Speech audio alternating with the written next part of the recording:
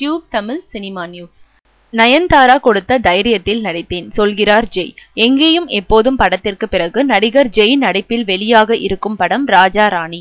இப்படத்தில் ஜெய்யுடன் ஆர்யா, நயன்தாரா, நஸ்ரியா நசீம் ஆகியோரும் நடித்துள்ளனர்.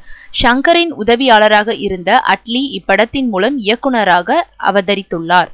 இப்படம் நாளை ரிலீஸ் ஆகிறது. இப்படத்தின் ப்ரமோஷனுக்காக வந்திருந்த ஜெய் பேசுகையில், ராஜா ராணி படம் மௌனராகம் படத்தில் கார்த்தி பண்ண ரோல் மாதிரி என்று சொல்லலாம். முதல் நாள் ஷூட்டிங்கில் நயன்தாராவுடன் நடிக்கும் போது கொஞ்சம் பதட்டமாக இருந்தது. ஏனென்றால் நயன்தாரா கூட முதல் முறையாக நடித்தேன். பிறகு அவரே வந்து எனக்கு தைரியம் சொல்லி நெருக்கமாக நடிக்க உதவி செய்தாங்க.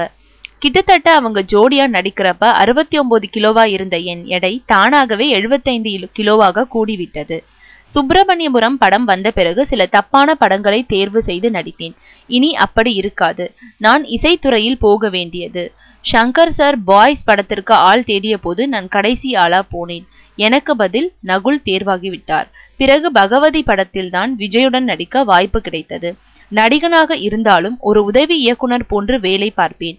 இப்போ என்னை பற்றி வேகமாக பரவிக்கிட்டு இருக்கிற ஒரு செய்தி, நானும் நஸ்ரியாவும் லவ் பண்றோம் என்பதுதான். எங்களுக்குள் அப்படி எதுவும் கிடையாது. என் கூட நடித்த அஞ்சலி, நஸ்ரியா உள்ளிட்ட எல்லா நடிகைகளுடன் நான் நல்ல நட்பில் இருக்கிறேன். இதற்கு மேல் நான் எதுவும் சொல்றதுக்கு இல்ல.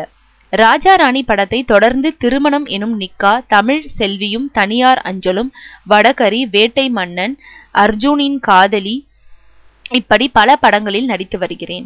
ராஜா ராணி படத்தை பார்த்துவிட்டு ரசிகர்கள் என்ன மாதிரி ரிசல்ட் கொடுக்க போறாங்க என்று காத்துக்கிட்டு இருக்கேன் என்றார்.